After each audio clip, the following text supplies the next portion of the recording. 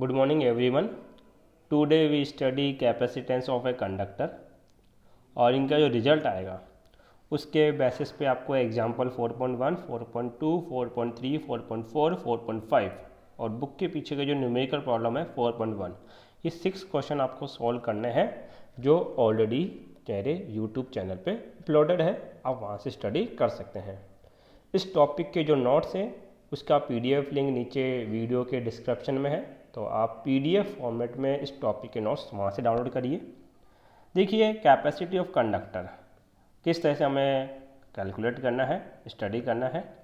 देखो नेम से ही डिफाइन है। हम किसकी बात कर रहे हैं बेटा? कैपेसिटी की। कैपेसिटी किसी ऑब्जेक्ट की है। तो कैपेसिटी होती क्या है? हम बोलेंगे स्टोर करने की जो एबिलिटी है that is known as capacity. किसी के पास ये एबिलिटी कम होती है और किसी के पास ये एबिलिटी ज़्यादा होती है। अब अगर आप किसी कंडक्टिंग मटेरियल के चार्ज को स्टोर करने की एबिलिटी को मेजर करते हो तो that term is known as capacity. जैसे एक छोटा सा एग्जांपल देता हूँ। एक पानी का आपका गिलास है, उसके अंदर वाटर को स्टोर करने की कैपेसिटी है 200 ml, मतलब वो 200 ml वाटर स्टोर कर सकता है। जबकि एक पानी का जग है, उसके अंदर आप 2 लीटर पानी को स्टोर कर सकते हो। तो दोनों ऑब्जेक्ट स्टोर तो क्या कर रहे हैं? वाटर, लेकिन क्वांटिटी क्या है? अलग अलग। तो ये जो उनके स्टोर करने की जो एबिलिटी है that ability is known as capacity. तो किसी भी कंडक्टिंग मटेरियल का, ये कोई कंडक्टिंग मटेरियल है, आप इन्फिनिटी पे हैं और आप इसको क्या दे रहे हैं? चार्ज। जब फर्स्ट चार्ज देंगे तब तो कोई वर्क नहीं करना पड़ेगा क्योंकि वर्क इलेक्ट्रिक फील्ड के अगेंस्ट होता है। तो पहले से तो कोई इलेक्ट्रिक फील्ड था नहीं, तो हमने कोई वर्क भी नहीं किया। लेकिन जब मैं इन्फिनिटी से सेकेंड चार्ज इस कंडक्टिंग मटेरियल को दूंगा तब आपको वर्क करना पड़ेगा। और वर्क करूंगा तो यहाँ क्या डेवलप होगा? पोटेंशियल। मतलब किसने ग्रो किया? पोटेंशियल ने। कब ग्रो किया? जब आपने क्या बढ़ाया? चार्ज। जब मैं और ज़्यादा चार्जेस दूंगा तो पोटेंशियल उसके रेस्पेक्ट में और ज़्यादा बढ़ेगा। और मैं इसको कंटिन्यू चार्ज दिए जा रहा हूँ। अब ऐसा तो नहीं है कि मैं बहुत सारे चार्ज दे दूंगा और ये हमेशा स्टोर करता जाएगा। इसकी भी एक लिमिट है। उस लिमिट तक की चार्ज को स्टोर कर सकता है। अगर उसके बाद आप दोगे तो उस चार्ज का क्या हो जाएगा? लीकेज। उस चार्ज का क्या हो जाएगा? लीकेज। जैसे आप पानी की गिलास है, उस गिलास के अंदर अगर आप पानी भरते जा रहे हो, उसकी कैपेसिटी है 200 मिलीलीटर। अगर आप 200 मिलीलीटर से ज़्यादा पानी उसमें डालोगे तो उस पानी का क्या हो जाएगा? ओवरफ्लो। सेम केस यहाँ पे किसी भी कंडक्टर की एक लिमिट होती है और उस लिमिट कितनी होती है? 3 × 10⁻⁶ वोल्ट पर मीटर।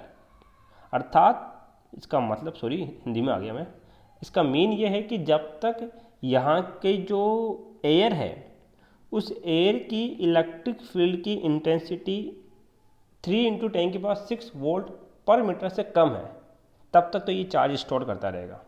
लेकिन जैसे इन चार्जेस के आने की वजह से इंटेंसिटी या तो इतनी हो जाए या इससे ज़्यादा हो जाए, तो अब ये जो कंडक्टर है ये इन इलेक्ट्रिक जो चार्जेस हैं इनका फ्लो करना स्टार्ट कर देगा, लीकेज स्टार्ट कर देगा। मतलब कि ये एक लिमिट क्राइटेरिया है किसी भी कंडक्टर के लिए। तो ये एक डेटा को याद रखना है जो पूछा है राजस्थान बोर्ड ने आपके पास। हम क्या कह रहे हैं कि हम जितना चार्ज बढ़ा रहे हैं उतना पोटेंशियल बढ़ रहा है। तो मैं बोल सकता हूँ that is charge is proportional to potential V।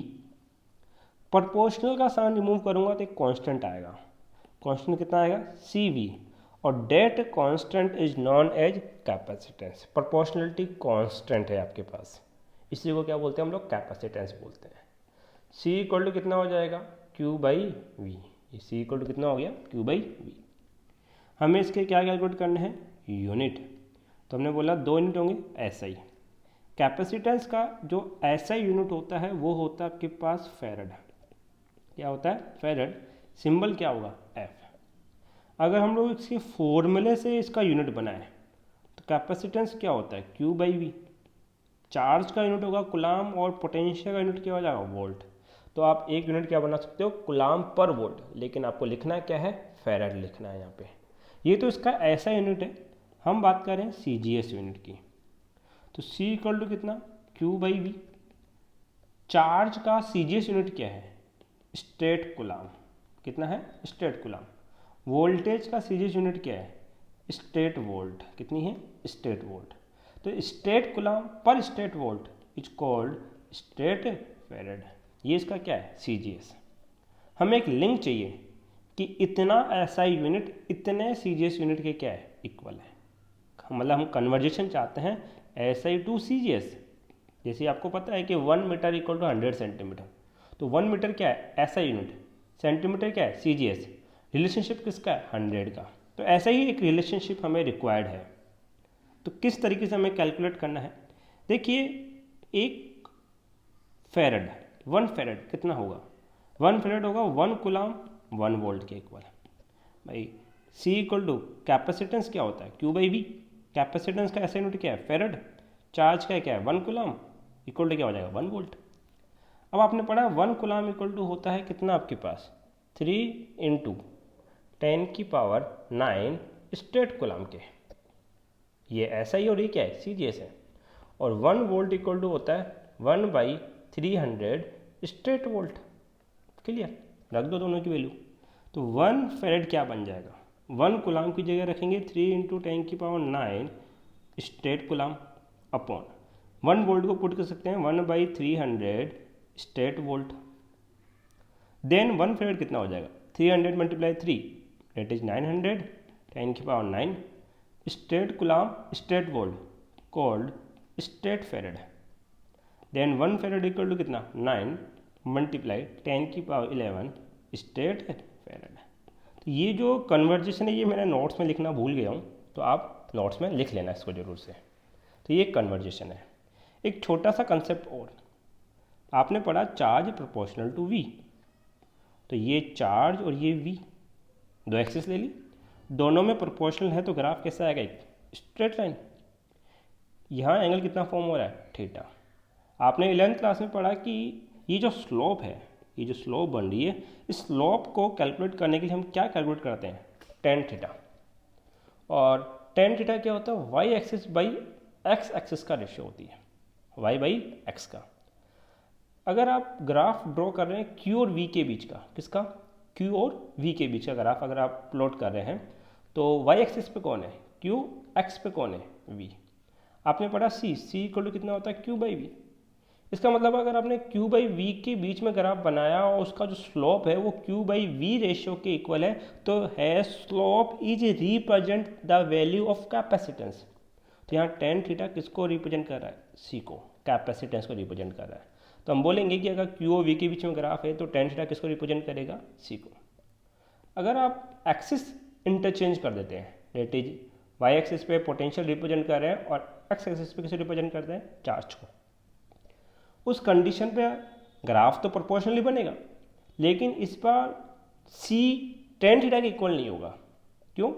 इस बार tan थीटा क्या आएगा? tan थीटा आएगा y axis by x axis. y पे कौन है? पोटेंशियल, x पे कौन है? चार्ज। रेसिप्रोकल करोगे तो 1/tan थीटा इक्वल टू क्या हो जाएगा? Q/V। और Q/V किसके बराबर होता है? C के। तो जब आप V और Q के बीच में ग्राफ बनाएंगे तो जो कैपेसिटेंस है वो इक्वल होगा किसके? 1/tan थीटा की, इस बार इस कंडीशन के ऊपर। तो ध्यान रखिए कि किसके बीच में ग्राफ आप प्लॉट कर रहे हैं। इस पे बेस एक एग्जांपल है।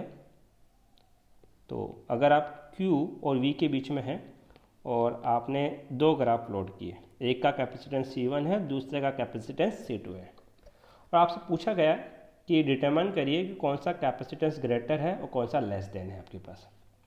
हमने क्या किया? फर्स्ट के साथ एंगल फॉर्म किया कितना? θ1। सेकंड के साथ एंगल फॉर्म कितना किया? θ2। तो हम एंगल को देख के बता सकते हैं कि θ1 इज लार्जर टू क्या है? θ2। अगर ऐसा है तो यहाँ पे tan θ1 की वैल्यू लार्जर होगी किससे? tan θ2 से। ऑब्वियसली बात, tan का मैग्नीट्यूड ज़्यादा होगा। अब आपको पता है कि Q और V के बीच में ग्राफ आता है तो tan थीटा ही क्या होता है? कैपेसिटेंस। इसका मतलब जिसकी tan थीटा की वैल्यू ज़्यादा है उसका कैपेसिटेंस भी क्या होगा? लार्जर है। डेट इज है C1 is larger to C2। ये स्टेटमेंट आपने किस पे दिया? एंगल के बेसिस के ऊपर। लेकिन अगर मान लो क्वेश्चन ये हो जाए कि ये पोटेंशियल और ये कितना है? चार्ज है, और इस बार ये आप दो कैपेसिटेंस है C1 और C2, फर्स्ट के रेस्पेक्ट में एंगल θ1 और सेकंड के रेस्पेक्ट में एंगल कितना है? θ2। तो हम बोलेंगे इस बार भी θ1 लार्जर है किससे, θ2।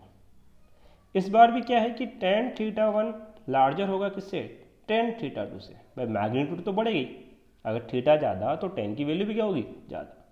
लेकिन जब आप v और q के बीच में ग्राफ प्लॉट करते हैं तो tan थीटा अगर लार्जर हुआ तो कैपेसिटेंस क्या हो जाएगा, कम, क्योंकि ये एक दूसरे के इन्वर्सली हैं। इसका मतलब इस बार जिसकी tan की वैल्यू ज़्यादा है उसका कैपेसिटेंस ज़्यादा है, कम होगा, सॉरी कैपेसिटेंस क्या होगा, कम। तो tan θ1 लार्जर है तो capacitance C1 is less than to C2। देखो बाकी सब कुछ सेम था, केवल एक्सिस चेंज करिए और रिजल्ट चेंज हो गया। तो इस बात पे आप फोकस करेंगे कि ग्राफ किन से बीच में प्लॉट किया गया है, ये टर्म है। अब आइए देखते हैं इसको नोट्स में किस तरह से लिखा गया है। तो ये आपके नोट्स हैं।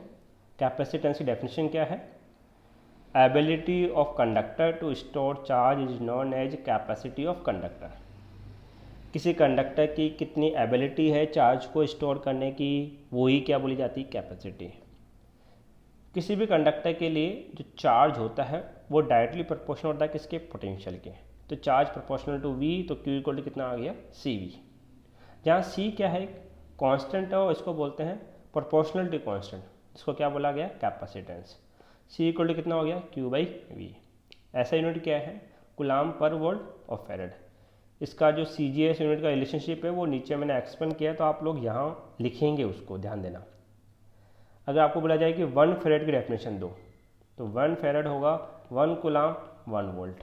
तो क्या बोला गया, if 1 coulomb charge is required to increase the potential of conductor by 1 volt. अगर 1 कूलम्ब चार्ज हमें चाहिए 1 वोल्ट इंक्रीज करने के लिए, तो उस कंडक्टर की कैपेसिटी कितनी होगी, 1 फेरेड।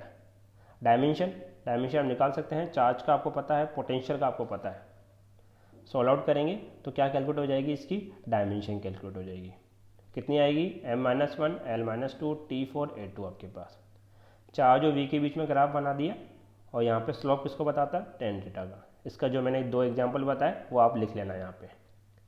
जो अगला टॉपिक है that is capacitance of an isolated sphere. Isolated का मतलब है सिंगल स्फीयर की बात कर रहा हूँ मैं, उसका कैपेसिटेंस कितना होगा वो आपको कैलकुलेट करना है। तो हमने क्या लिया, एक कंडक्टर स्फीयर, कंडक्टर है और आप उसको चार्ज दोगे तो चार्ज कहाँ मिलेंगे, सरफेस के ऊपर। इसका रेडियस कितना कंसिडर कर लिया, कैपिटल R। आपने प्रीवियस चैप्टर पोटेंशियल वाले चैप्टर में पढ़ा कि किसी भी कंडक्टिंग स्फीयर का सरफेस के ऊपर पोटेंशियल कितना होता है, KQ/R, अगर चार्ज Q गिवन है। हमें इस आइसोलेटेड स्फीयर का क्या कैलकुलेट करना है, capacitance. Capacitance C equal to होता है Q/V, then C equal to Q as it is. Potential कितना आ रहा है, KQ/R, R ऊपर चला गया, Q से Q कैंसिल आउट। तो आइसोलेटेड स्फीयर का कैपेसिटेंस कितना होता है, R/K। और क्या लिख सकते हैं इसको, R। K का मतलब है 1/4πε0। K की वैल्यू यही तो होती है। रेशियो का नीचे रेशियो ऊपर चला जाएगा तो कितना हो जाएगा, 4πε0 मल्टीप्लाई बाई R। तो कैपेसिटेंस से कितने फॉर्मूले आते हैं, 2। एक तो R/K लिख सकते हो या लिख सकते हो 4πε0R।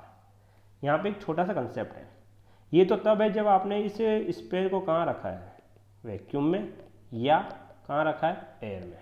तो हम बोल सकते हैं कि जो एयर में रखेंगे तब कैपेसिटेंस कितना आएगा, 4πε0R आएगा। यही तो आएगा, बस एयर के लिए लिख दिया मैंने। अब आपने क्या किया, यही स्फीयर था सेम, नो चेंज, लेकिन इसको किस में रख दिया, एक मीडियम में।